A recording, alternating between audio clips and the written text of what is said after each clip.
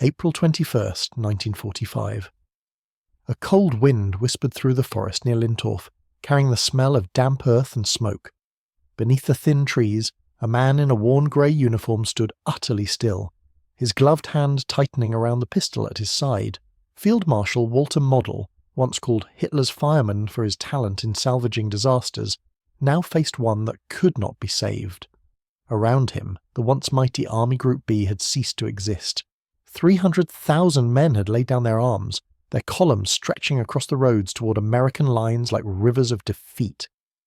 Model understood what that meant, not only for his command but for Germany itself. The war was over. He had sworn an oath to a Führer who was already entombed in delusion, and he knew the Soviets were closing in from the east with vengeance in their hearts. He could neither surrender nor escape the judgment that awaited. A single gunshot echoed through the trees, and with it, a symbol of the German army's final unravelling. That sound carried beyond the forest. It was the end of a certain kind of faith, the death knell of a nation's will to fight. In the weeks that followed, something extraordinary unfolded across Western Europe. Entire German armies, divisions still equipped, still organised, began to walk westward, past their own fortifications, past their officers, toward the American lines. They came in waves of grey, hundreds of thousands at a time, each carrying a simple conviction that captivity in the West meant life, and capture in the East meant death. Between March and May 1945, nearly 3 million German soldiers surrendered to the Americans and their allies. Never before in history had such a massive and deliberate surrender taken place while the war still raged. They surrendered not because they were out of bullets or surrounded. Many still held fortified positions, tanks and artillery. They surrendered because the Red Army was coming, and the Germans knew exactly what that meant. By then, every man in uniform had heard the stories whispered through the ranks, letters from home, fragments of radio reports, terrified words from comrades who had survived the Eastern Front. They knew about Stalingrad, where 91,000 German soldiers had been taken prisoner 2 years earlier, and only a handful had ever returned. They knew about the endless marches eastward, where men dropped dead in the snow and were left behind, where hunger and disease killed faster than bullets. They knew about the labour camps beyond the Urals, where captured soldiers toiled for years in mines and quarries, freezing and starving under guards who saw them not as men but as payment for the destruction of their homeland. Those who had fought in Russia carried guilt deeper than fear. They had seen what the Wehrmacht had done there, the villages burned to the ground, the executions, the mass graves. They had marched through a war of annihilation and knew that vengeance would come with no mercy. Every soldier understood that surrendering to the Soviets meant facing the consequences of crimes that had begun in 1941 when Germany invaded the East under Hitler's orders to destroy, not conquer. Entire populations had been starved, enslaved, exterminated.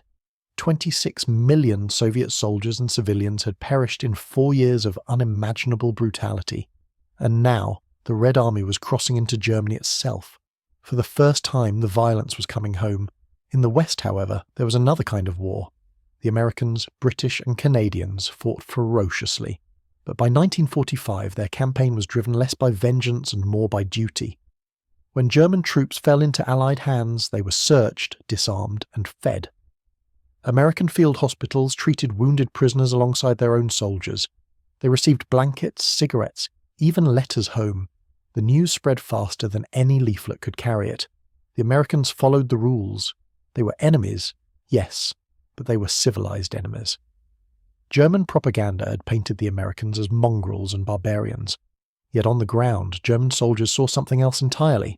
They saw medical officers dressing their wounds, cooks serving hot soup, guards who didn't strike them for speaking out of turn. They saw decency. Soon word spread through every unit. Go west. Find the Americans. Whatever you do, don't fall into Soviet hands. The numbers began to rise at terrifying speed.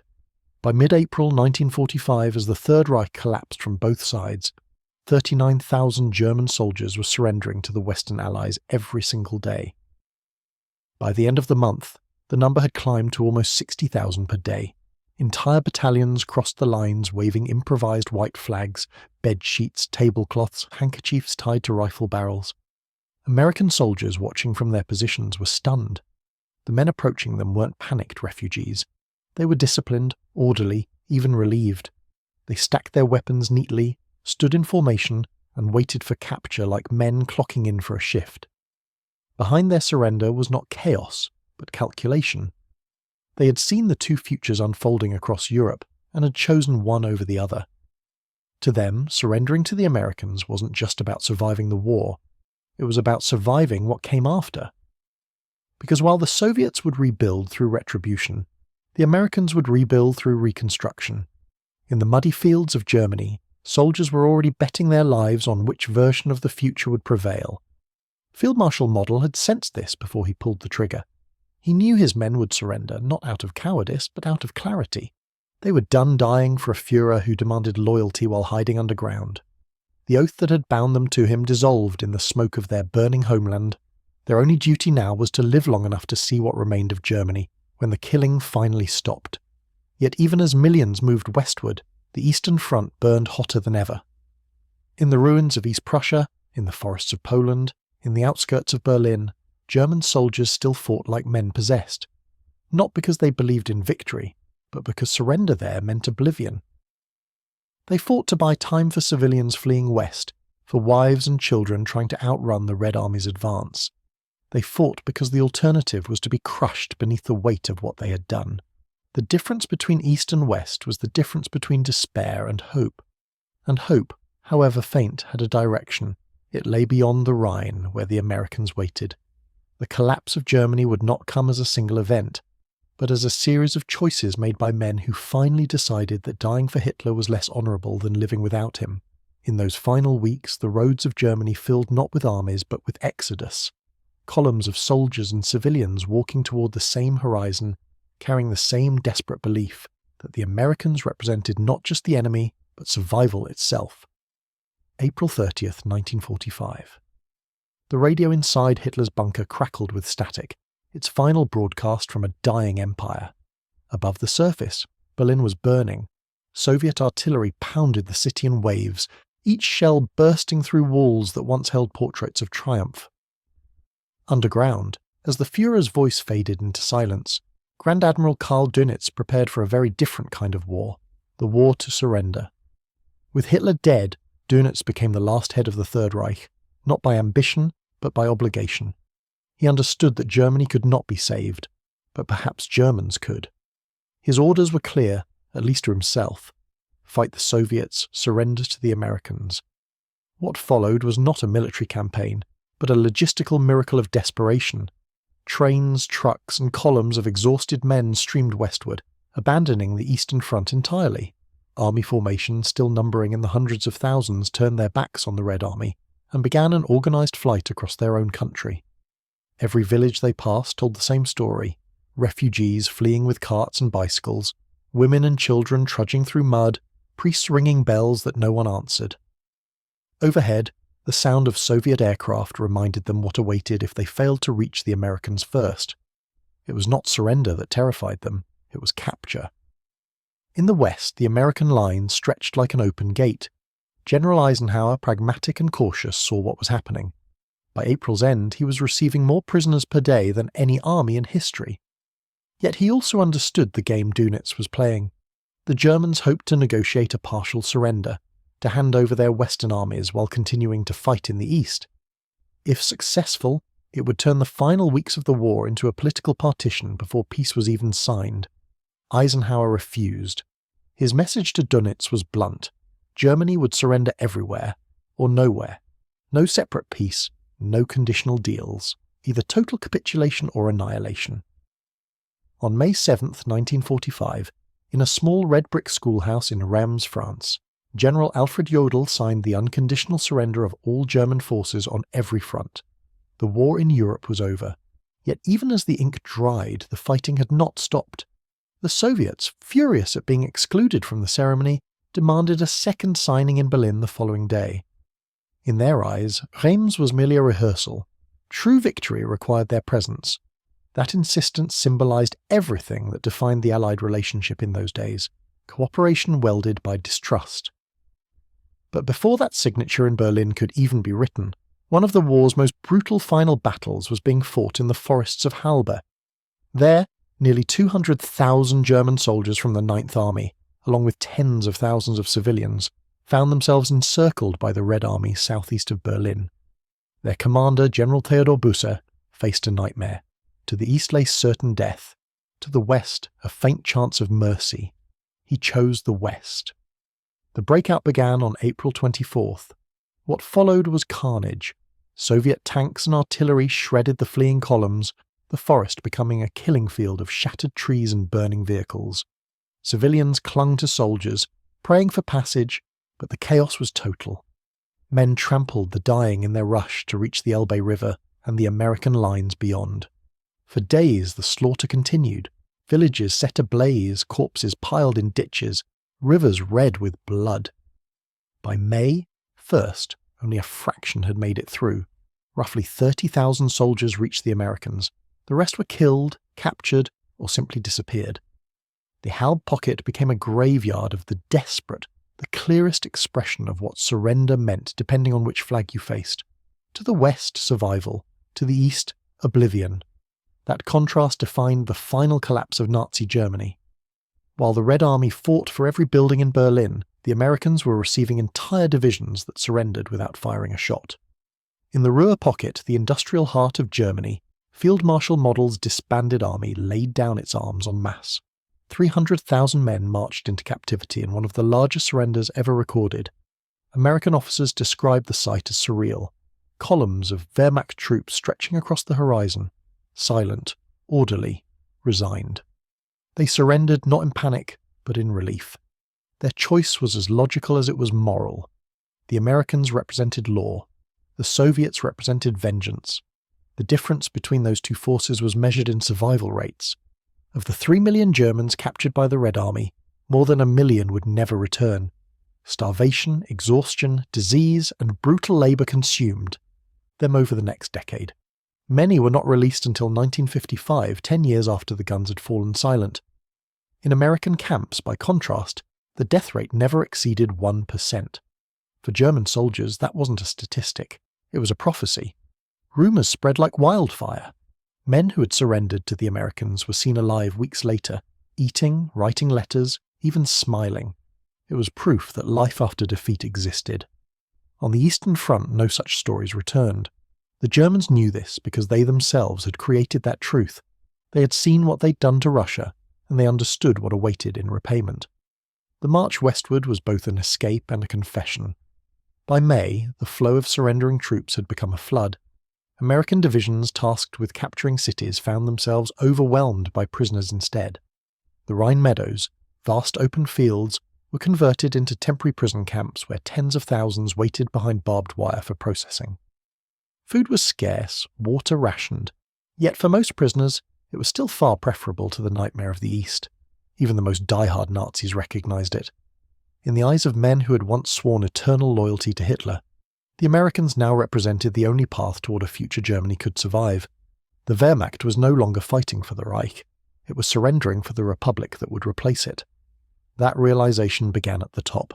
Dönitz's plan of partial surrender had failed politically but succeeded psychologically.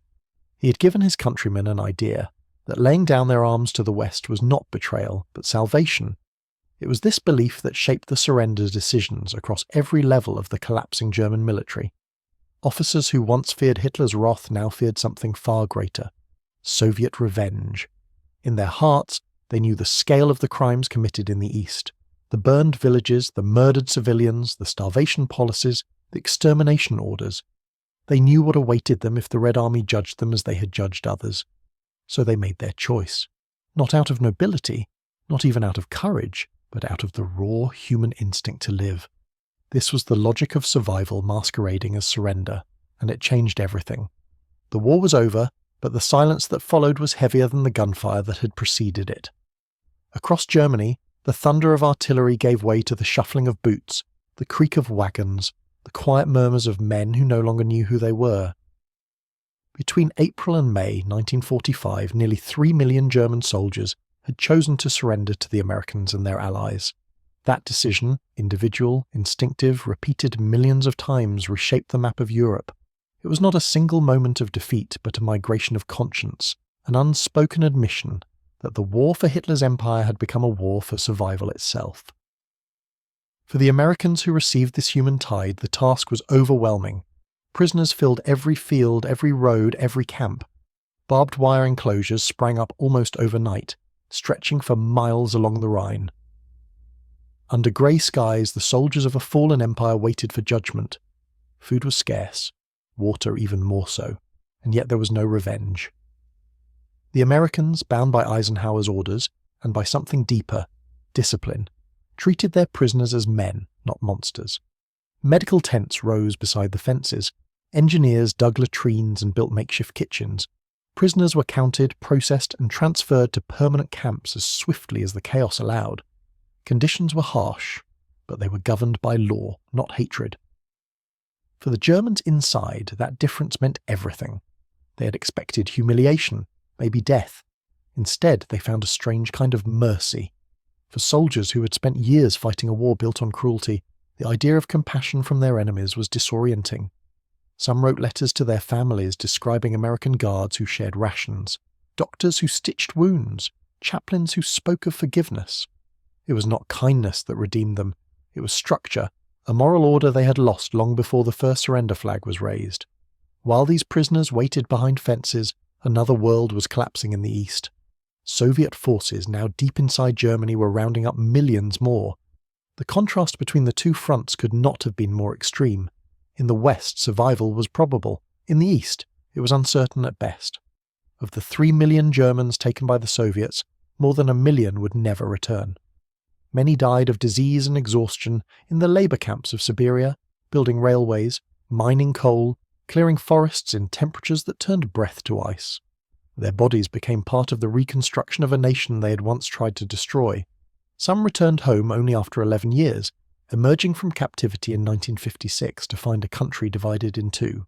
That division between East and West was not just geographical, it was psychological, rooted in the choices made during those final weeks of 1945. The men who surrendered to the Americans became the backbone of the new West Germany. They had seen the discipline, efficiency, and humanity of their captors, and when they returned home, they carried those impressions with them. They became engineers, teachers, politicians, the architects of a democratic state that would align itself with its former enemy. The men who fell into Soviet hands entered a different story. They returned to a world of ideology and control, where the promise of liberation became another kind of captivity. Many of them helped build the German Democratic Republic, a nation born not of freedom but of survival through submission. Together, these two halves of Germany embodied the legacy of that great surrender. It was not only a military event, but a mirror held up to an entire civilization. The numbers were staggering, but behind them lay something profoundly human. The moment when millions of men decided that life, even in defeat, was worth more than loyalty to a lie. They had fought for a Reich that promised glory and delivered ruin. Now they would rebuild a country that promised nothing but the chance to start again. The transformation began quietly, in the camps themselves. As spring turned to summer, the fences of the Rhine meadows gave way to order. Prisoners were moved to established facilities, given identification, allowed to write home.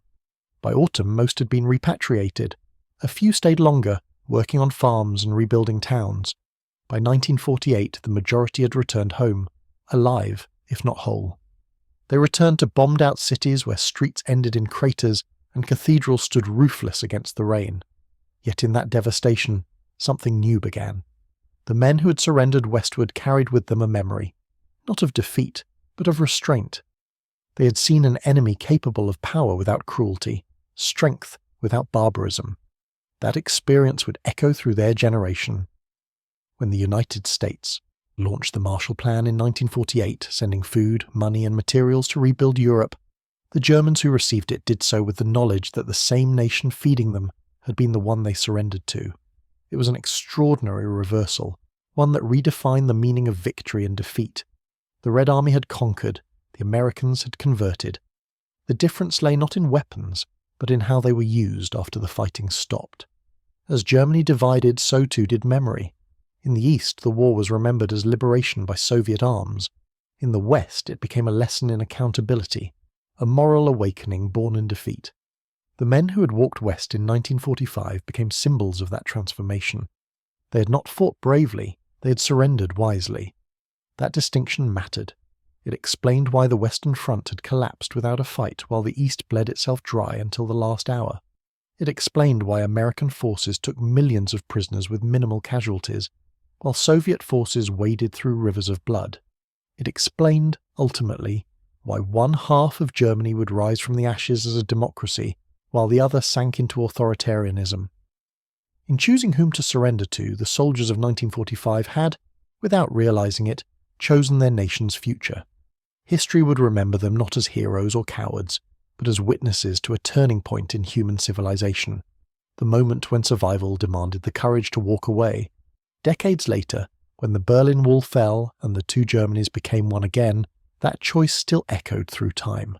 The unified Germany that emerged in 1990 bore the imprint of those spring days in 1945, when millions of men, stripped of illusion, chose life over death, law over chaos, the West over the void. Their surrender ended one war and quietly began another, the battle for the soul of a nation. And though their footsteps faded long ago into the mud of surrender fields, the consequences of their march still shape the world we live in. Because in that terrible final act of World War II, when German soldiers laid down their arms and walked toward the Americans instead of the Soviets, they weren't just saving themselves, they were deciding the fate of Europe.